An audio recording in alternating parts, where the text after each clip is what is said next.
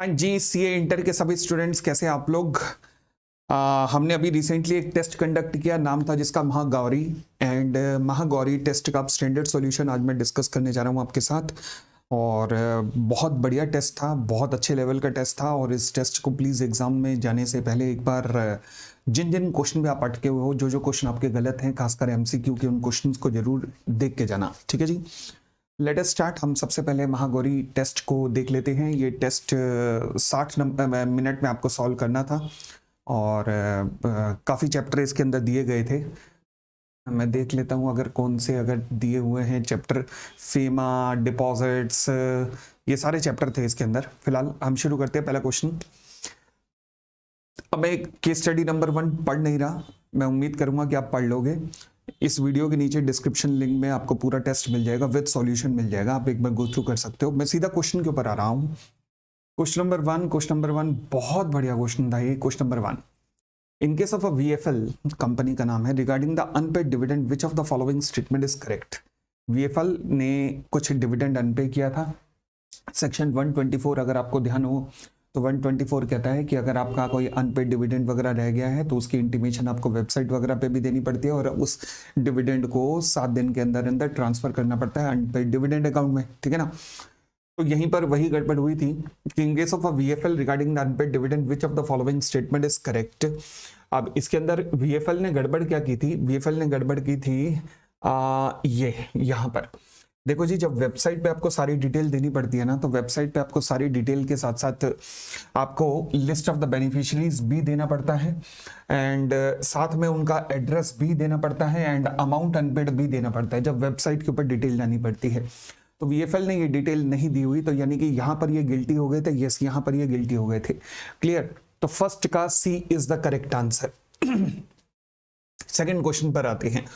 Second question, during the current year is VCPL required to constitute CSR committee under section 135। जब case study पढ़ोगे तो आपको पता लग जाएगा, क्योंकि VCPL का, ये अलग कंपनी, VCPL का नेट प्रॉफिट जो था वो 5 करोड़ से ऊपर था, तो सेक्शन 135 एप्लीकेबल हो रहा था। Corporate social responsibility section 135 yes applicable हो रहा था। क्लियर? आगे बढ़ते हैं क्वेश्चन नंबर 3 के ऊपर। अरे ये क्वेश्चन को तो मान लो भैया मोस्ट से भी मोस्ट इंपॉर्टेंट है, मतलब गजब का क्वेश्चन है ये क्वेश्चन। समझ गए? चलो जी, क्या कहता है? In the case of the VFL what can be the maximum amount of the dividend payable out of the accumulated profit. अब अगर आपको रूल 3 याद हो डिविडेंड का, तो वहां पर ए बी सी 3 सब रूल हैं। सब रूल नंबर 1 कहता है कि कंपनी जो मैक्सिमम डिविडेंड डिक्लेयर होना चाहिए एक्यूमुलेटेड प्रॉफिट। ये कब लगता है रूल 3? जब कंपनी फ्री रिजर्व्स में से डिविडेंड दे रही है, क्योंकि कंपनी को करंट ईयर में लॉस हो रहा है और कंपनी ने फिर भी जिद पाल रखी है कि डिविडेंड देना है, तो फिर पास्ट के रिजर्व्स में से, फ्री रिजर्व्स में से डिविडेंड दिया जा रहा है। अब ये 3 रूल हैं जिनमें से मैक्सिमम का ध्यान रखना, मतलब डिविडेंड इन तीनों रूल्स को ध्यान में रख के, सब रूल को ध्यान में रख के पे किया जाएगा। जिसमें से पहला सब रूल कहता है कि जो पिछले 3 साल का एवरेज है उससे ज्यादा का डिविडेंड पे नहीं करोगे। पिछले 3 साल के डिविडेंड से ज्यादा पे नहीं करोगे, और अगर मान लीजिए पिछले 3 साल में कंपनी ने डिविडेंड पे ही नहीं किया तो फिर ये कंडीशन ही नहीं लगेगी। अब जैसे यहां पर हुआ है, आइएगा वीएफएल में क्या हुआ है, ये रहा वीएफएल का केस। हाँ जी, आइएगा, पढ़वाना ही पड़ेगा पहले एक बार। VFL and the VCPL were promoted around 30 years back by Vicky Tripathi and his family. अब हुआ क्या क्या? VCPL is a wholly owned by Tripathi family, while the Tripathi family has a majority stake 65% in the VFL.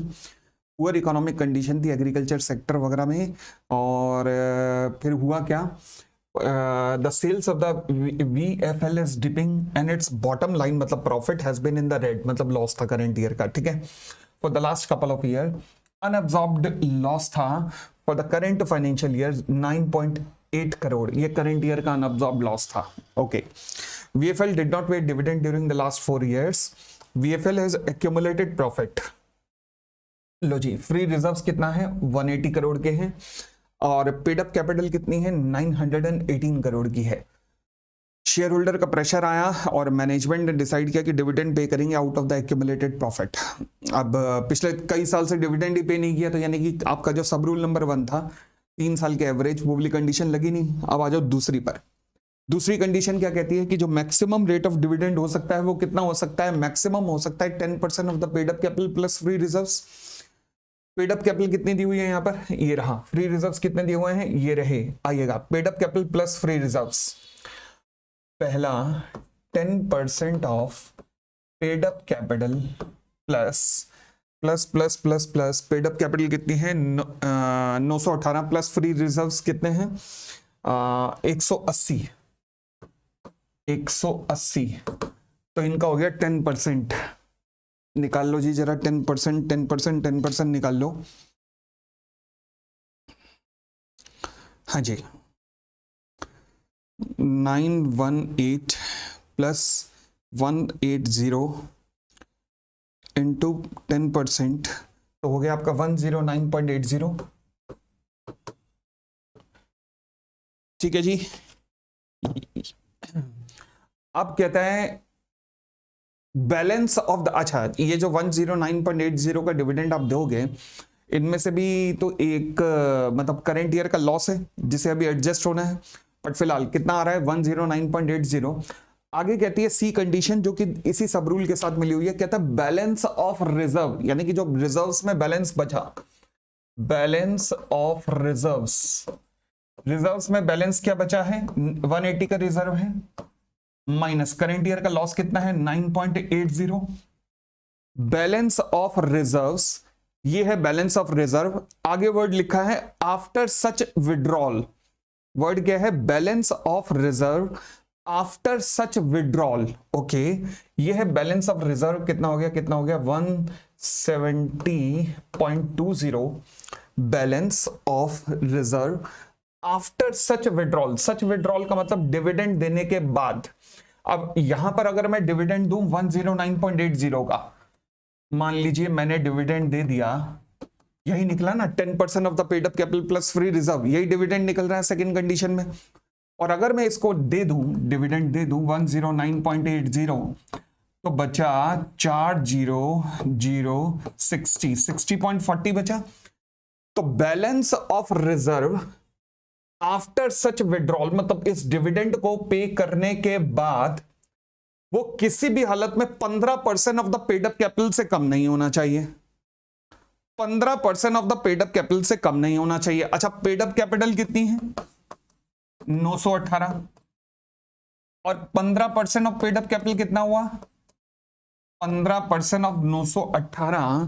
तो आप एक बार calculate करके देखिएगा, 918 into 137.70। Oh my God, फंस गया मामला। अगर मैंने ये मैक्सिमम डिविडेंड दे दिया तो गड़बड़ है। ये डिविडेंड देने के बाद जो रिजर्व बचा, वो reserve 15% of the paid up capital से भी नीचे आ जाएगा, जबकि मैं 15% of the paid up capital से नीचे नहीं होने दूंगा। तो मुझे क्या मेंटेन करना है, मुझे मेंटेन करना है 15% of the capital. 15% of the paid up capital का मतलब है मुझे ये फिगर मेंटेन करनी है। ये फिगर मेंटेन करनी है किसमें, बैलेंस ऑफ रिजर्व्स में से। यानी कि बैलेंस ऑफ रिजर्व्स माइनस जो मुझे मेंटेन करनी है 15% ऑफ पेड अप कैपिटल। तो अगर मैं करूं, बैलेंस ऑफ रिजर्व है 170.20 minus 15% of the paid up capital कितना हुआ 137.70। मुझे बताओगे कि ये कितना डिविडेंड वो है जो कि मैं मैक्सिमम बांट सकता हूं। ऐसा बेहतरीन क्वेश्चन कभी किया है, नहीं किया होगा, चैलेंज दे सकता हूं। ये वो बेहतरीन क्वेश्चन है। आप मुझे बताओ कि कितना हुआ 50.23, 32.50। ये है वो मैक्सिमम डिविडेंड जो कि आप बांट सकते हो। मैं एक बार दोबारा से बताऊं, सबसे पहले जब भी आप डिविडेंड फ्री रिजर्व्स में से बांट रहे होते हो, सबसे पहला सब रूल कहता है कि पिछले 3 साल का एवरेज से ज्यादा मत देना। बट अगर पिछले 3 साल में लगातार आपने कभी भी डिविडेंड नहीं दिया तो ये कंडीशन मत देखना, क्योंकि यहां पे कभी दिया ही नहीं, मत देखना। आ जाइए सेकंड कंडीशन पे। सेकंड कंडीशन कहती है डिविडेंड जो है वो maximum 10% of the paid up capital plus free reserve तक दिया जा सकता है। लो जी, दिया गया है। थर्ड कंडीशन सेकंड के साथ जुड़ी हुई है, जो कहती है कि balance of the reserves. Balance of the reserve का मतलब होता है फ्री रिजर्व्स माइनस जो करंट ईयर के लॉसेस है उनको माइनस कर दो, तो ये बचा balance of reserves after such drawal. Such drawal का मतलब ये डिविडेंड देने के बाद, तो balance of reserve minus dividend दिया, तो ये कितना बना 60.40। ये किसी भी हालत में 15% of the paid up capital से कम ना हो, ये तो कम है, 60.40 इज लेस देन 137.70। तो फिर अब मुझे क्या करना है, मुझे कहना है balance of reserve 15% of paid up capital से कम नहीं होना चाहिए। इसका मतलब 15% तक हो सकता है, यस। तो मतलब मैक्सिमम डिविडेंड में कितना बांट सकता हूं 32.50। आ जाइएगा, क्या हमारे पास 32.50 का ऑप्शन है कहीं? 32.5, यस ये रहा। क्लियर हो गई इतनी बात? बढ़ सकते हैं। आइए क्वेश्चन नंबर 4 पर। हाँ जी, क्वेश्चन नंबर 4 क्या कहता है? Considering the legal provision regarding the constitution of the CSR committee and the one constituted by the VCPL state which of the following statement hold truth. अगर आप क्वेश्चन पढ़ोगे तो आपको पता लग जाएगा कि भैया जो VCPL की कॉन्स्टिट्यूशन है वो बिल्कुल वैलिड है और इंडिपेंडेंट डायरेक्टर अपॉइंट करने की जरूरत नहीं थी, तो इसलिए इंडिपेंडेंट डायरेक्टर अपॉइंट नहीं हुआ, बाकी कमेटी बिल्कुल वैलिड है। जब क्वेश्चन पढ़ोगे तो पता लग जाएगा वो, उसमें खैर वहां पे टेक्निकल पॉइंट इतना इन्वॉल्व नहीं है। हाँ, टेक्निकल पॉइंट बहुत ज्यादा इन्वॉल्व है। कब? क्वेश्चन नंबर 5 के अंदर। अरे ये तो फिर तबाही मचाने वाला क्वेश्चन है, इसको मार्क कर लेना भैया, इसके करे बिना एग्जाम में नहीं जाना। क्वेश्चन नंबर 5 दोबारा मार्क कर लो, most most most most important. ठीक है, what is the minimum amount to be spend by the VCPL on the CSR activities? हाँ जी, वैसे CSR एक्टिविटीज पे कितना स्पेंड होता है? Section 135 along with the CSR rule कहते हैं कि 2% of the average net profit of the preceding 3 years. अब जब हम नेट प्रॉफिट की कल्पना करते हैं तो नेट प्रॉफिट में डिविडेंड और फॉरेन ब्रांचेस से जो या इंक्लूडिंग सब्सिडरी से जो आने वाली इनकम है उन्हें कंसीडर्ड वगैरह नहीं किया जाता है। ओके, आइएगा, यहां पे दिया हुआ है प्रॉफिट फॉर द ईयर 31 मार्च 2020, 19, 18, ये प्रॉफिट फॉर द ईयर दिया हुआ है। फिर आपको दिया हुआ है profit from the foreign branches, फिर आपको दिया हुआ है नॉन ऑपरेटिंग इनकम, और फिर आपको दिया हुआ है डिविडेंड इनकम। ये 4 चीजें आपको इस वक्त यहां दी गई हैं। ओके, अब आपको क्या करना चाहिए? आइएगा 45 एंड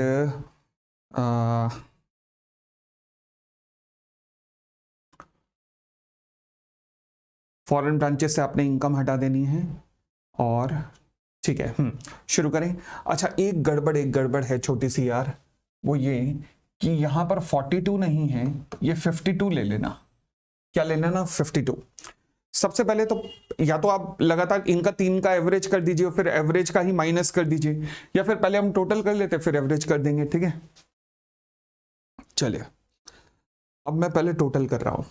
45.8 प्लस 52 प्लस 35.8, ये निकला आपका टोटल करके 133.60। ठीक है, उसके बाद आप कीजिएगा profit from the foreign branches जो है वो उसका टोटल करके देख लो जरा।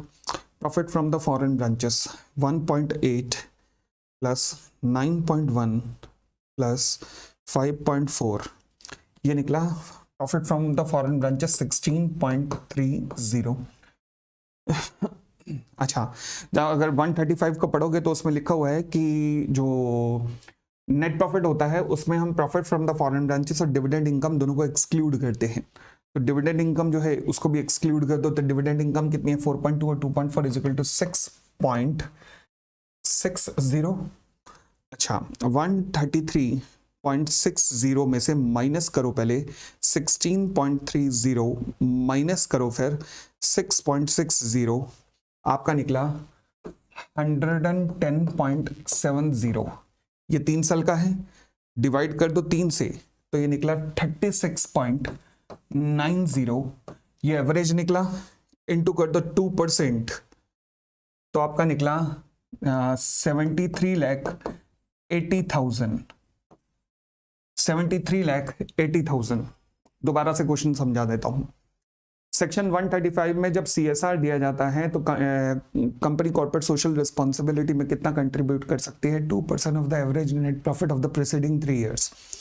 अब नेट प्रॉफिट का मतलब होता है कि नेट प्रॉफिट में दो चीजें इंक्लूड नहीं की जाती हैं। पहला income from the foreign branches including foreign subsidy और डिविडेंड इनकम, इन दोनों को एक्सक्लूड करके नेट प्रॉफिट निकलता है। आपके असाइनमेंट में बुक जिन्होंने ध्यान से पढ़ा है, कॉन्सेप्ट जिन्होंने ध्यान से समझा, वहां लिखा होगा। तो मैंने दोनों इनकम्स को माइनस किया, फिर उसका एवरेज निकाला। माइनस करने के बाद जो भी एवरेज प्रॉफिट निकला उसका 2% किया, तो 73.80 वुड बी द आंसर आएगा।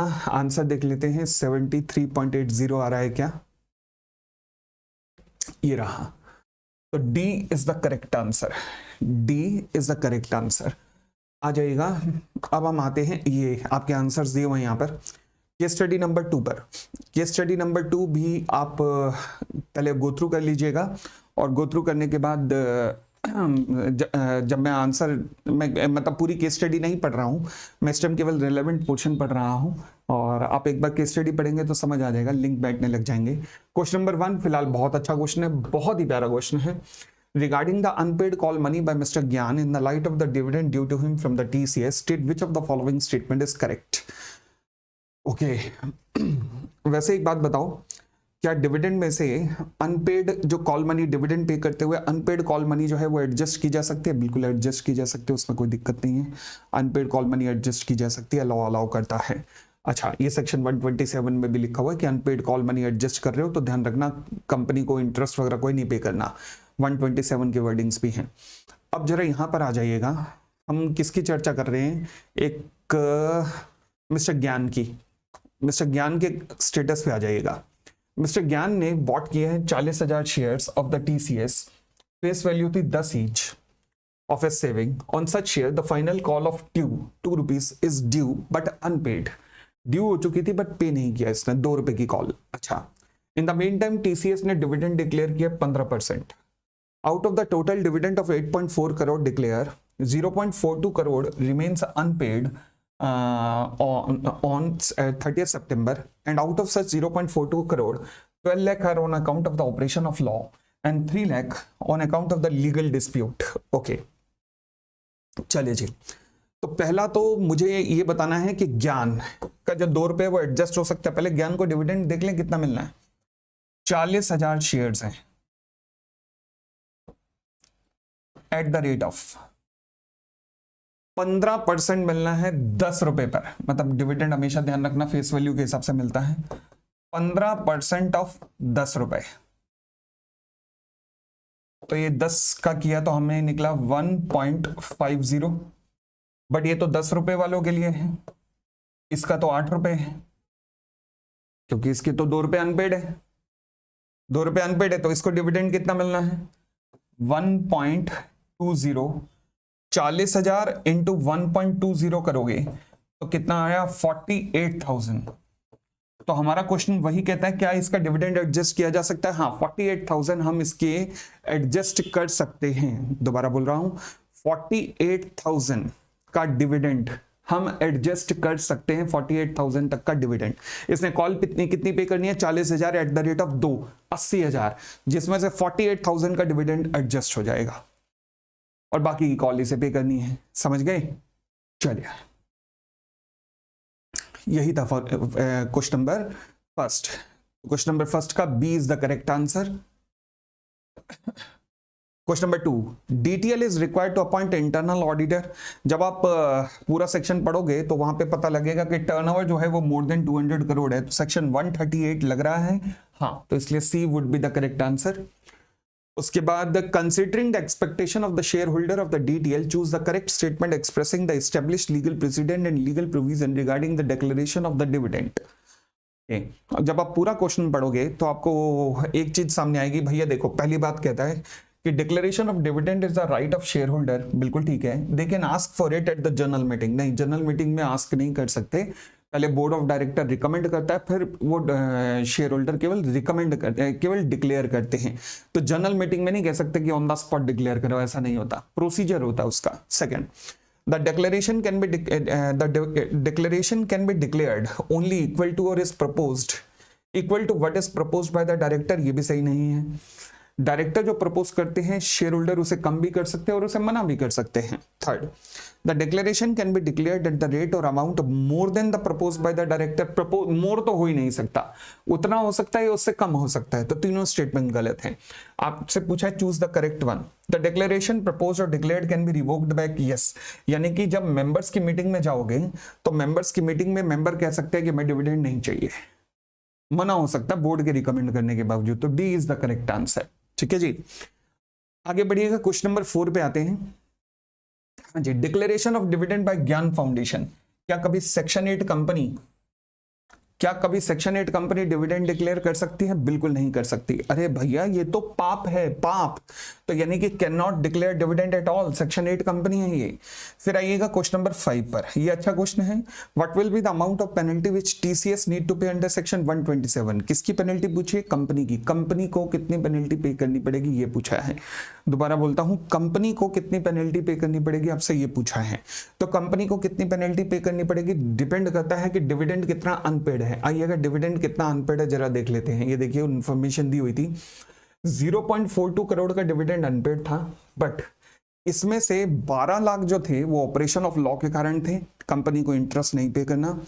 3 लाख जो थे वो लीगल डिस्प्यूट के कारण थे, कंपनी को उस पर भी नहीं पे करना, यानी कि 15 लाख पे नहीं करना। 42 में से 42 में से 15 माइनस कर दो तो बचा 27 लाख। 27 लाख। अब कंपनी ने कब से कब तक डिविडेंड पे करना? 18% का डिविडेंड पे इंटरेस्ट होता है 127 में। ठीक है जी, अब कब से कब तक पे करना है? फाइनली पे किया गया है 12 दिसंबर को पे किया गया है। अच्छा, ड्यू कब से था? डिक्लेयर्ड ऑन 30 अगस्त को डिक्लेयर किया गया है। अगर 30 अगस्त को डिक्लेयर किया गया है तो कब तक पेमेंट हो जानी चाहिए थी? सितंबर तक। सितंबर तक पेमेंट हो जानी चाहिए थी। 30 सितंबर तक नहीं पे किया तो अब इंटरेस्ट पे किया जाएगा 1 अक्टूबर से। तो इंटरेस्ट बताओ जी, अक्टूबर से लेना शुरू करना, अक्टूबर, नवंबर, दिसंबर, 31, 30, दिसंबर को 12 को पे किया है, 3, 7 और 0.27 into 18% into 73 days divided by 365। Answer बताना जरा कितना आया, मैं भी निकाल लेता हूं।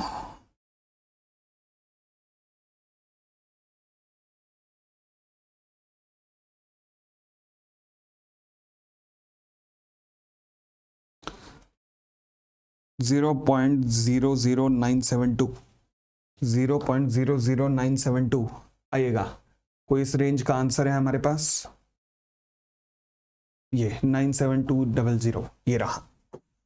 ये 1000 में दिया हुआ है, हमारा लाखों की फिगरें निकली है ना। ठीक हो गई थी बात भी, बढ़ सकते हैं और आगे चलते हैं। ये सारे आंसर्स दिए हुए थे ऊपर। आइए क्वेश्चन नंबर 3 पे आते हैं। OMX Software Private Limited is a private company and having its registered office in the Bangalore and is a wholly owned subsidiary company of the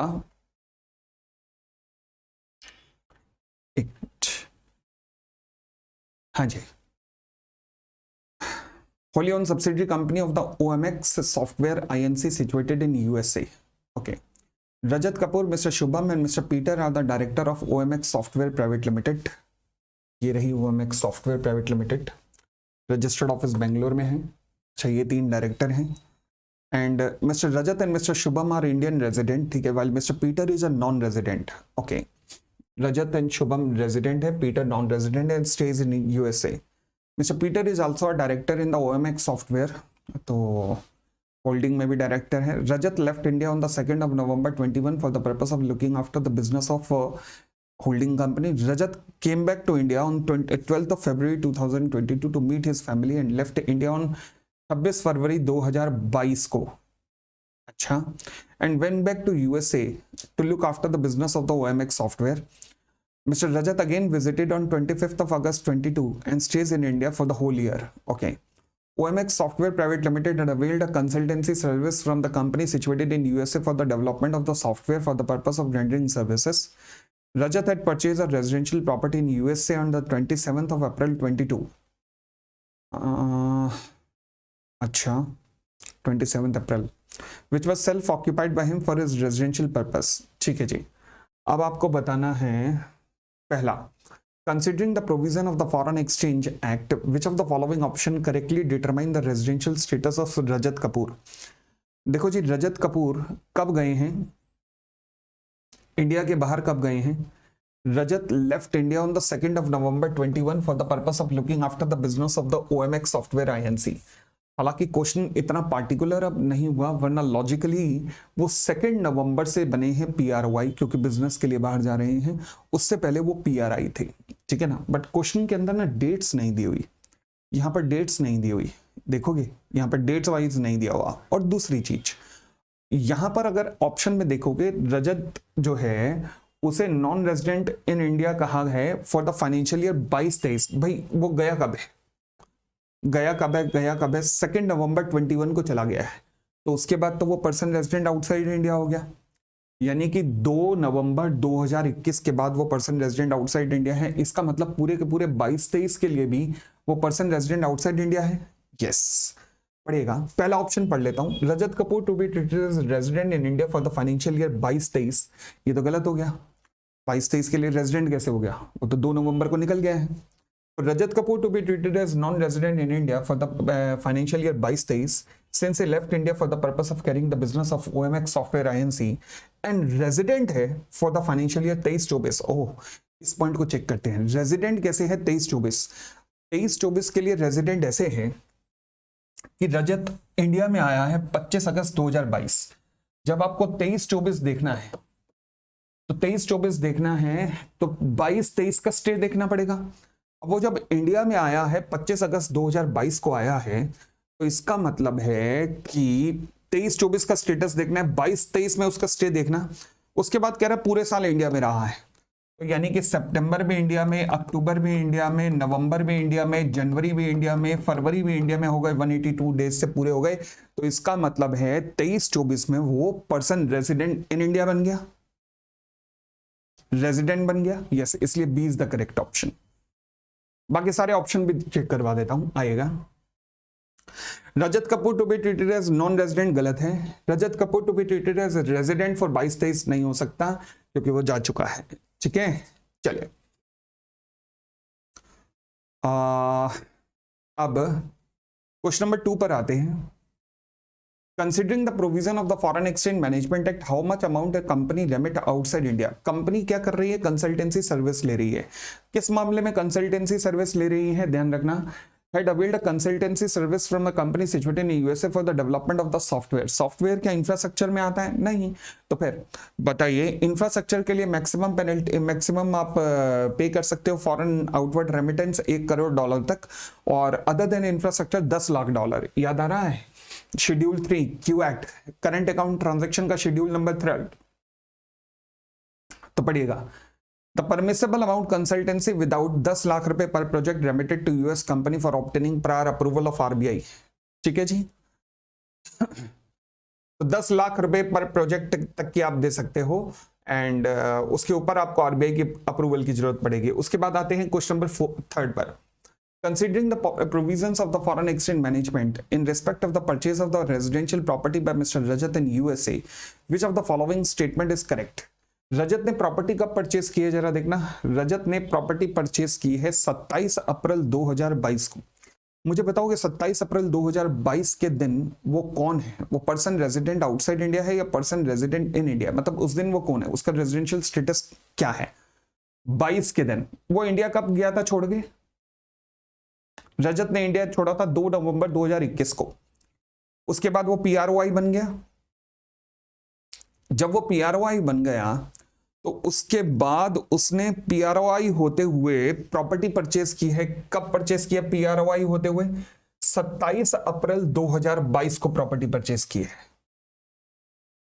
27 अप्रैल 2022 को PROI ने विदेशों में प्रॉपर्टी परचेस किया। ध्यान रखना, दोबारा सुनना, 27 अप्रैल 2022 को PROI ने विदेशों में प्रॉपर्टी परचेस की है। क्या ये कैट है? नहीं, कैट होती है जब PRI की विदेशी प्रॉपर्टी बढ़े या विदेशी लायबिलिटी बढ़े।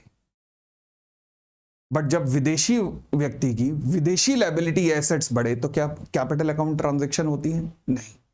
तो ये कैट तो किसी भी एंगल से नहीं हुई, तो ये क्यूएट है। परचेज ऑफ प्रॉपर्टी क्यूएट कहाँ से हो गई? क्या ये क्यूएट है?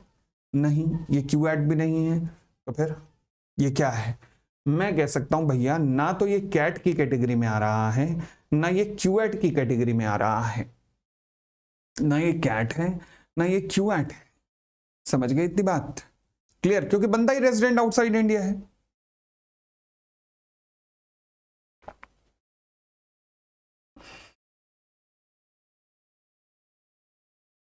चलिए क्वेश्चन नंबर 4 पे आते हैं। In September 2020, Mr. Purushottam Saha visited Atlanta as well as Athens and thereafter London and Berlin on the monthly long business trip for which he drew foreign exchange to the extent of $50,000 from his banker, State Bank of India, New Delhi branch. In December 20, he further withdrew 50,000 from SBI. पुरुषोत्तम ने 50,000 पहले draw किया, फिर 50,000 further draw किया and remitted the same to his son Ravyansh Saha who was studying in Toronto, Canada. ठीक है. In the first week of January, he sent his ailing mother, Mrs. Savita Saha, for a specialized treatment along with his wife. अच्छा, for the purpose of mother's treatment and to help Pranav Saha to meet increased expenses, he requested his banker SBI to remit 75,000. तो 1 लाख हो चुका था, अब 1,75,000 हो गया. To Pranav Saha's account with the Citibank Seattle. In February 21, Mr. Purushottam Saha's daughter Devanshi Saha got engaged and she opted for a destination marriage to be held in Zurich. He again withdrew 35,000. Okay, तो हो गए 2,10,000. अच्छा, later the event manager gave an estimate of $250,000 for the wedding of Devanshi Saha at the Zurich, Switzerland. Which option do you think is the correct one in the light of the applicable provision of the FEMA, including obtaining of the prior approval, if any, from the Reserve Bank of India? And कहाँ गया? Since Mr. Purushottam Saha withdrew foreign exchange on the various occasions from his banker, State Bank of India. जी, आपको बताना है कि क्या मतलब 2.5 लाख की limit cross हुई है या नहीं हुई, ये आपको बताना है. शुरू करें? अगर आप एक बात गौर करोगे तो जरा खर्चा नोट डाउन करते रहना. $50,000 सेम ईयर में देखना कितना हुआ है. 2021 की बात कर रहे हैं. $50,000 प्लस फर्दर $50,000 हो गया $1,00,000 प्लस सेम ईयर चल रहा है जनवरी 21 $75,000 हो गया $1.75. फिर फेब 21 अगस्त 21 में मैरिज होनी है भाई साहब. While on a trip to Dubai in the last week of the March 21, he again withdraw $35,000. तो हो गए $2,10,000. अब वो जो मैरिज होगी वो अगले साल में है. इस साल में तो $2,10,000 खर्च किए उसने. मैरिज तो अगले साल में, तो इस साल का खर्चा कहां से करूंगा मैं भाई? $2,10,000 का खर्चा हुआ इस फाइनेंशियल ईयर में. क्या इसके लिए किसी की अप्रूवल चाहिए? नहीं चाहिए. जब $2,50,000 की जरूरत पड़ेगी अगले साल, तब की तब देखेंगे ना. अभी आइएगा. कहता है in respect of the withdrawal of the foreign exchange on the various occasion from his banker State Bank of India and remitting the same outside India, mister Purushottam Saha is not required to obtain any approval. बिल्कुल ठीक है. कब भाई? Current year में 2021 में कोई approval की जरूरत नहीं है. क्यों? क्योंकि तुम्हारा खर्चा ही $2,10,000 है. In respect of the withdrawal of $35,000 in the last week of the March 21 for a trip to Dubai, Mr. Purushottam Saha must have obtained गलत. सारी गलत है फिर. After withdrawing $1 lakh, Mr. Purushottam Saha must have obtained गलत. After withdrawal $50,000, अरे $2.5 की limit है भाई. आगे बढ़ते हैं. Akash ceramics limited, an Indian company, hold a commercial plot in Chennai which it intend to sell. Mrs. Super Seller, a real estate broker with its head office in the USA, has been appointed by Akash Ceramic Limited to find some suitable buyer for said commercial plot in Chennai, which is situated at a prime location. Mrs. Super Seller identified Glory Estate Inc. based out of USA. Okay. As a potential buyer, it is to be noted that Glory Estate Inc. is controlled from India and hence is a person resident in India under the applicable provision. ठीक है. A deal is finalized and Glory Estate Inc. Glory Estate INC is controlled from India, ठीक है. Agree to purchase a commercial plot for $6 lakh, assuming $1 is equal to rupees 70. According to the agreement, Akash Ceramic Limited is required to pay commission at the rate of 7% of the sale proceed to Messrs Super Seller for arranging the limit of commercial plot. यानी कि 642 $42,000. ओह अच्छा. And commission is to be remitted in the US dollar to the head office of Messrs Super Seller located in USA. Considering the relevant provision of the foreign exchange, which statement out of the four given below is correct? जी. अगर मान लीजिए कोई commercial या residential India में property बेच रहे हो तो एजेंट को मैक्सिमम कमीशन कितना पे कर सकते हो? The answer is 5% of the inward remittance और $25,000 विच एवर इज हायर. तो मैं कह सकता हूं कि भैया 30,000 और 25,000 विच एवर इज हायर, 30,000 पे कर सकते हो. आप कितना पे कर रहे हो? 7% मतलब 42,000. तो यानी कि आपको आरबीआई की अप्रूवल की जरूरत है. Yes, there is no requirement of obtaining the prior permission of the Reserve Bank of India for remittance of commission up to. गलत है. There is no requirement of obtaining prior permission of Reserve Bank of India for remittance of up to 30,000 और 12,000 के लिए आपको permission लेनी चाहिए. ये point और डी पॉइंट ध्यान रखना. ये और डी दोनों में कंफ्यूजन आ सकती है कि sir which one is correct. क्या 30,000 के लिए भी परमिशन लेने की जरूरत है या बैलेंस के 12,000 के लिए परमिशन लेने की जरूरत है या फिर पूरे 42,000? देखो, जब आरबीआई के पास जाओगे ना तो आप एप्लीकेशन में बताओगे पूरा कि हम इतना रेमिट करने जा रहे हैं इस ट्रांजैक्शन के लिए और इतना रेमिट करने के कारण ही हमें फर्दर मतलब 12,000 रुपए ऊपर हो रहे हैं, तो इसलिए $12,000 ऊपर हो रहे हैं, इसलिए हमें 42,000 की परमिशन दे दीजिए. तो आप परमिशन पूरी मांग के आएंगे. समझ गए इस बात को? तो इसलिए अच्छा क्वेश्चन है, मार्क कर लेना. आगे बढ़ते हैं. Raman, a non-resident Indian, has a systematic investment plan with a prominent Indian mutual fund. Due to some impeding financial difficulties, he requested his elder brother, Mr. Raghav, a resident Indian, currently working as a manager in the multinational company at Mumbai, to make payment of few subsequent installment of SIP on his behalf. Which option do you think correctly signify whether Mr. Raghav is permitted to undertake such transaction of paying a few installment of SIP on behalf of his non-resident brother? ये मरवाएगा.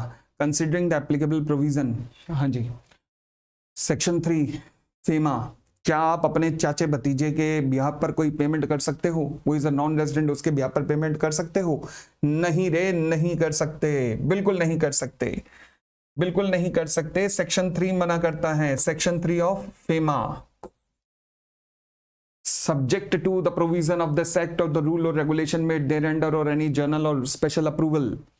No person resident in India shall make payment to or on behalf of any person not person resident outside India. याद आया? तो section 3 का violation हो जाएगा अगर ऐसा किया तो. 7th question. Mohita Periodicals and Max Publication Limited, having registered office in Chennai, has obtained consultancy service from an entity based in France for setting up a software program to strengthen the various aspects relating to publication. The consideration for such consultancy service is required to be paid in foreign currency. ठीक है. Compliance Officer of Mohita Periodical and Max Publication Limited, Mrs. Ritika, require your advice regarding the foreign exchange that can be permitted. Okay. Choose the correct option. आपको इनमें से correct option बताना है. अच्छा, consultancy service ले रहे हो, ये तो अभी वही बात हो गई ना.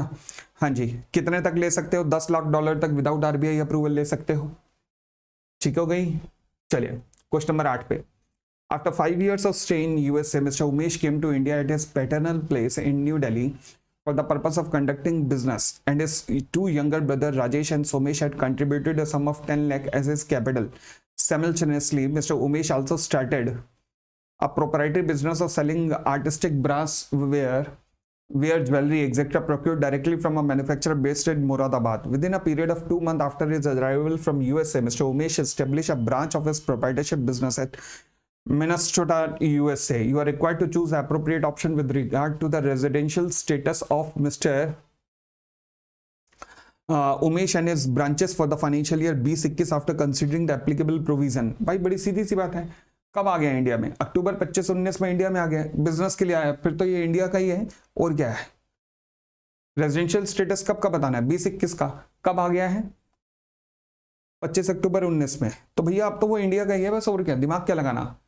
For the financial year 2021 Umesh and his branches, अब ब्रांचेस जो हैं वो भी क्योंकि कंट्रोल्ड और owned by person resident in India है तो वो भी पीआरआई बन गई, तो सी इज द करेक्ट आंसर। ठीक है, आगे बढ़ सकते हैं। चलिए अब ना डिस्क्रिप्टिव क्वेश्चन थे कुछ। अब डिस्क्रिप्टिव क्वेश्चन में देखिएगा, पहला क्वेश्चन था red limited the company was incorporated on 1st of April 2020 the balance extracted from its audited financial statement are given below financial year, net profit before tax, net profit after tax, ignore the income tax calculation. ठीक है, the company proposed to allot the minimum required amount for the CSR activity to be undertaken during the financial year 22 if it is mandatory. You are required to advise the company in this regard and compute the minimum amount. सबसे पहले 135 पे base question है, सबसे पहले eligibility लिखो। Eligibility लिखी कि 135 में कौन कौन सी कंपनी एलिजिबल होती हैं, तो टर्नओवर, नेटवर्थ और नेट प्रॉफिट तीनों का क्राइटेरिया लिखने के बाद उसके बाद रूल्स का रेफरेंस, अगर याद हो रूल्स तो रेफरेंस दे देना, नहीं तो रूल लिखना कि हाँ जी कंट्रीब्यूशन कितना होना चाहिए, क्योंकि वो यही तो पूछ रहा है। You are requested to advise the company in this regard and compute the minimum amount to be allocated. आपको ये भी बताना है कि सीएसआर कमेटी बनाना जरूरी है कि नहीं, और ये भी बताना है कि अमाउंट कंट्रीब्यूट कितना होगा 2% of the average net profit of the preceding 3 year. अब जब 2% of the average net profit of the preceding 3 year है तो उसमें कौन सा प्रॉफिट मुझे लेना पड़ेगा, मुझे प्रॉफिट लेना पड़ता है ये नेट प्रॉफिट बिफोर टैक्स। ठीक है, अब एवरेज नेट प्रॉफिट 3 साल का लेना है, तीसरा साल है नहीं तो 2 साल का एवरेज ले लो ना, तो 2 साल का एवरेज करके कंप्यूट कर दो। तो आंसर में क्या लिखना था, एलिजिबिलिटी क्या होगी, फिर 2% वाला पैरा लिखना था, फिर इसको सॉल्व करके दिखाना था। तो जिन्होंने भी ऐसे किया है उनको पूरे मार्क्स यहां पर मिले हैं। ठीक है जी, 2% 12 लाख हो गया आपका। लो जी, अगले क्वेश्चन में आते हैं। Hillary Benjamin, a citizen of India, left India for the employment in US on the 1st June 2015, तो ये बन गया PROI। Mister Hillary Benjamin purchase a flat at New Delhi. Oh, PROI ने इंडिया में फ्लैट परचेज किया है फॉर 60 लाख इन सितंबर 2016, ये बन गया cat. His brother Henry Benjamin, employed in New Delhi, also purchased a flat in the same building. इससे कोई फर्क नहीं पड़ रहा मुझे, for 65 lakh. Henry Benjamin flat was financed by a loan from a housing finance company and the loan was guaranteed by Hillary Benjamin. PROI ने India के लिए गारंटी दी है, ये बन गया दूसरी कैट। तो 2 कैट हो गई। पहला तो कैट की डेफिनेशन में ही आ गया, सेक्शन 2 क्लॉज ई। सेक्शन 2 क्लॉज ई में फॉल कर गया क्या, a transaction which alter the asset or liability in India of a person resident outside India. But यहां पर पर्सन रेजिडेंट आउटसाइड इंडिया अगर गारंटी देता है इंडिया में, वो कवर नहीं है। बट कैट की डेफिनेशन में लिखा है कि कैट हमें वो भी आएंगे जो कि सेक्शन 6 सबसेक्शन 3 में दी हुई है। सेक्शन 6 सबसेक्शन 3 के रेफरेंस में हमारे पास कैपिटल अकाउंट ट्रांजैक्शन के शेड्यूल है, और कैपिटल अकाउंट ट्रांजैक्शन के अगर आप शेड्यूल को रेफर करोगे तो शेड्यूल नंबर 2 जो पर्सन रेजिडेंट आउटसाइड इंडिया के बारे में कहता है, वो कहता है कि पर्सन रेजिडेंट आउटसाइड इंडिया अगर गारंटी दे रहा है तो अलाउ है। तो यानी कि उस शेड्यूल 2 के कारण सेकंड जो ट्रांजैक्शन हुई है कैट की, वो भी अलाउ हो गई। तो पहली बात तो purchase of immovable property bye Hillary Benjamin in India, वो कैपिटल अकाउंट ट्रांजैक्शन हो गई, कवर हो गई।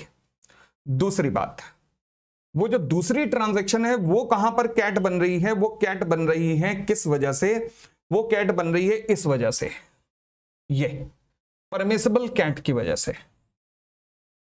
तो जिन्होंने कैट की डेफिनेशन दी प्लस इस रूल का रेफरेंस दिया है, उनको पूरे मार्क्स मिले हैं। तो क्या मैं कह सकता हूं दोनों ही कैट हैं? Yes, purchase of the property in India by PROI वो भी कैट है, और वो जो गारंटी अपने भाई जो इंडिया में ही है उसके लिए गारंटी दी है वो भी कैट है। भाई ने जो प्रॉपर्टी इंडिया में परचेज की है वो कुछ नहीं है, फेमा के अंदर नहीं आएगा, क्योंकि भाई रेजिडेंट है इंडिया में और इंडियन रेजिडेंट इंडिया में ही प्रॉपर्टी परचेज कर रहा था, हमें कुछ लेना देना नहीं है इससे फेमा के अंदर। ठीक है जी, next question number 3। Ram had resided in India during the financial year 99-2000 for less than 183 days. He again came to India on 1st of May 2000 for higher studies and business and stayed up to 15th of July 2001. अच्छा, State under the Foreign Exchange Management Act if Ram can be considered a person resident in India during the financial year 2000-2001। भाई 2000-2001 को जब आपने देखना है तो उसका status during 99-2000 देखना जरा।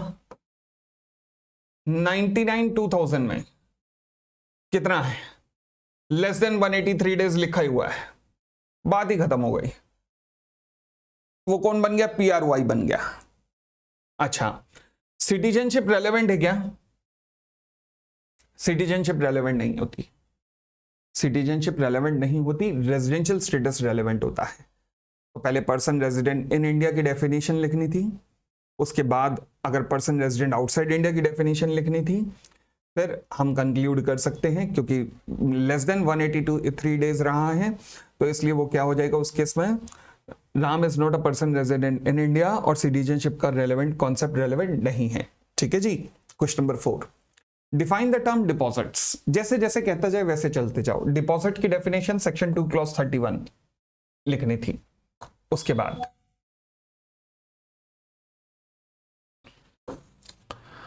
under the provision of the Companies Act and comment with relevant provision that the following amount received by the company will be considered as deposit or not। लो जी, बाकी काम तो वैसे सिंपल हो गया।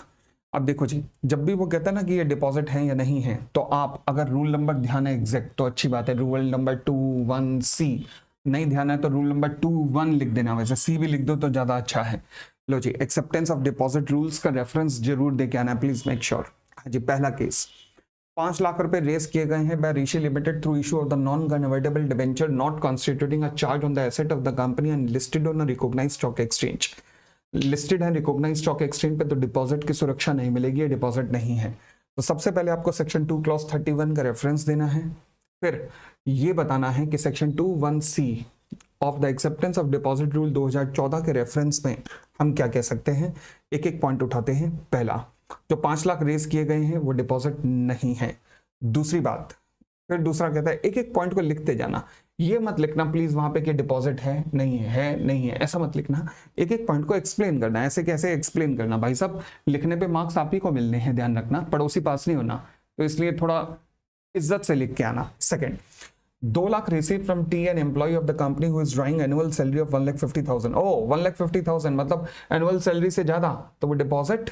हाँ जी, मैं डिपॉजिट कहता हूं नहीं होता अगर आप एनुअल सैलरी से ज्यादा ना ले रहे हो, बट क्या मैं कह सकता हूं कि यहां पर तो आप एनुअल सैलरी से भी ज्यादा पहुंच गए, एनुअल सैलरी से ज्यादा है तो इसका मतलब डिपॉजिट हो गया। यस, आइएगा थर्ड पे आए। Amount of 3 lakh receive by a private company from the relative. Oh, private company relative of a director से रिसीव कर रही है, बट अंडरटेकिंग दे रही है कि हम ये गिफ्ट के रूप में मम्मी से रिसीव हुए हैं, बोरोइंग के रूप में तो रिसीव नहीं हुए ना। यस, अगर बोरोइंग के रूप में रिसीव होते तो डिपॉजिट मान लेता, अदरवाइज ये डिपॉजिट नहीं है जो 3 लाख रिसीव हुए हैं। तो उस तीनों का आपने रेफरेंस दे दिया। ठीक है जी, अब आ जाओ क्वेश्चन नंबर नेक्स्ट पर। Upkar Nidhi limited was about to hold an AGM for which the notice of the AGM along with the relevant document as prescribed was sent to all the member including the following। अब अगर निधि company से related अगर आपको rule ध्यान हो तो निधि company का rule section 136 के अंदर लिखा हुआ है कि कंपनी को फाइनेंशियल स्टेटमेंट या नोटिस ऑफ द मीटिंग भेजने की जरूरत नहीं होती निधि कंपनी में। एक मेंबर को, केवल सर्टेन क्लास ऑफ मेंबर को ही भेजा जाता है जिनके पास 1% of the paid up share capital या फिर फेस वैल्यू होती है ₹1,000 रुपीज की। ध्यान रखना किसको भेजा जाता है। in the case of member who do not individually or jointly held share of more than 1,000 rupees in nominal value या फिर 1% of the total paid up share capital whichever is less। इन दोनों में से whichever is less है। अगर आप इनसे नीचे हो यानी कि इस कैटेगरी से नीचे हो तो फिर आपको इंडिविजुअली नहीं भेजा जाएगा, आपके लिए केवल वहां पर कंपनी के नोटिस बोर्ड पे लगा दिया जाएगा। और जो भी इस whichever is less से ऊपर हैं उनके लिए इंडिविजुअली नोटिस भेजे जाने की जरूरत है।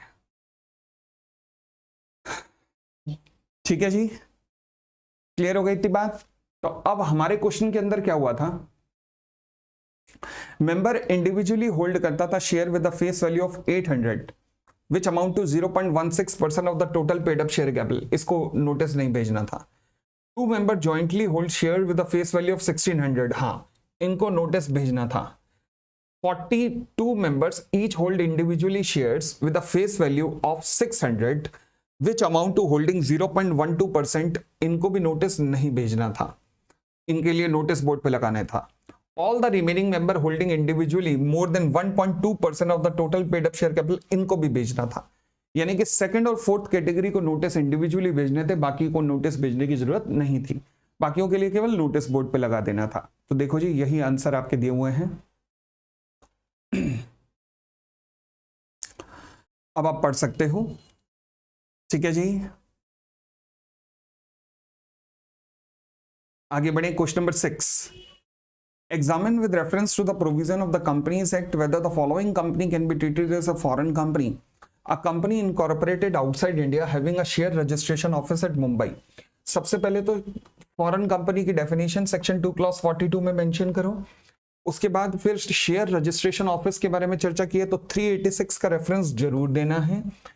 386 का रेफरेंस देने के बाद अब कंक्लूड करना है पहले केस में कि क्या मैं कह सकता हूं company incorporated outside India having a share registration office at Mumbai. तो भैया अब अगर मैंने कहा जी फॉरेन कंपनी के लिए 3 शर्तें होती हैं. पहला, इनकॉर्पोरेशन आउटसाइड इंडिया हो. दूसरा, place of business in India हो, चाहे खुद हो या एजेंट के थ्रू हो या फिर फिजिकल मोड में हो या इलेक्ट्रॉनिक मोड में हो, और कोई बिजनेस एक्टिविटी भी इंडिया में चल रही हो.